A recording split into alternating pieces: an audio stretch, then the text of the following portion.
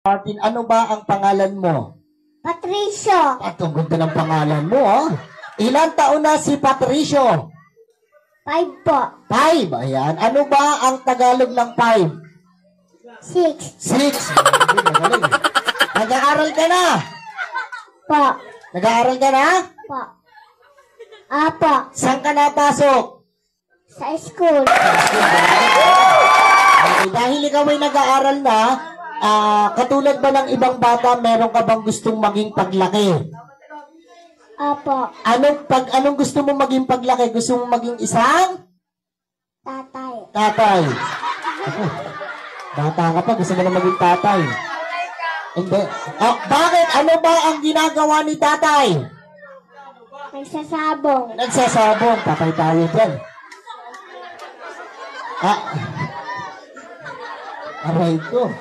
So hindi, ang ibig ko sabihin, hindi tatay. Ang bilis naman, ang bilis mo naman. Ang ibig ko sabihin, for example, nakapagtapos ka ng pag-aaral, ano yung gusto mo maging trabaho paglaki? Gusto mo maging isang?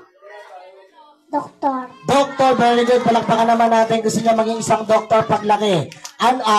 Pag ikaw pa ay naging doktor na, nagkaroon ka na ng license para manggamot, sino yung una mong gagamutin?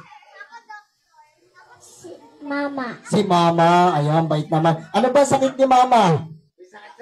Si Mosta. Chismosa. Patay ka sa nanay. Sino po yung nanay nito? Sino? Anak mo to, te? Patay ka sa nanay ng mama yan.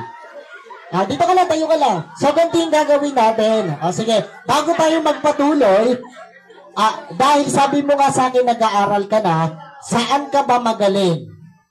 Sa school. Sa school. So, okay tayo, magaling nga sa school. Okay. For example, saan ka ba magaling? Sang subject ka ba magaling? Sa? English. English, wow. Pero mukhang maganda yung pagpapalaki mo sa anak mo, ha? Oh. So mukhang matalino ka ba? Po. Opo, very good. Sa palakpakan muna natin. Meron lang akong konting katanungan. Okay lang ba sa'yo? Apo. Very good, palakpakan natin. So sige, ganito. Mga bata, wag nating tuturuan, okay? So sabi niya, magaling siya sa English. Ano ba ang English ng aso? Dog. Palakpakan naman natin. Magaling, ha? Oh. Okay. Ano naman ang English ng pusa? Cat. Palakpakan naman natin. Magaling si Kuya, ha? Oh. Ito naman, medyo hirapan ko ng konti, ha? Ano ang English ng papaya? 5. Silka. Papaya. Parang sabon ata yun, ha? Papaya, silka. Ito naman. Ano naman ang English ng baka? Corned beef. Corned beef. Nasa lata na yun. Talagang sa lata na. Ano naman ang English ng kambing? Me. Tayo dyan. Ano naman ang English ng kabayo? Red horse. Red horse. Patay tayo dyan. Sabihin ko na lang. Puro kakalokohan. So matalino nga pati anak mo. So, alam mo na ba yung gagawin mo?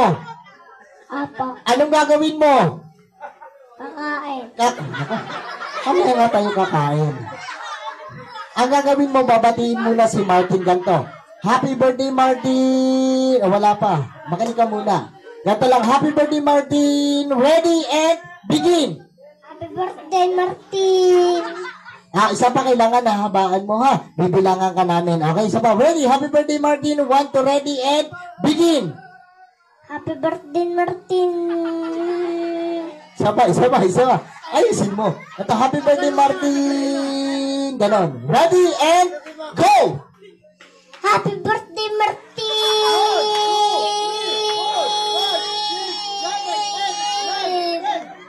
Palakpakan natin, nakakuha ng 10 counts. So maraming salamat, tol. Upo ka muna. Ayan. So sa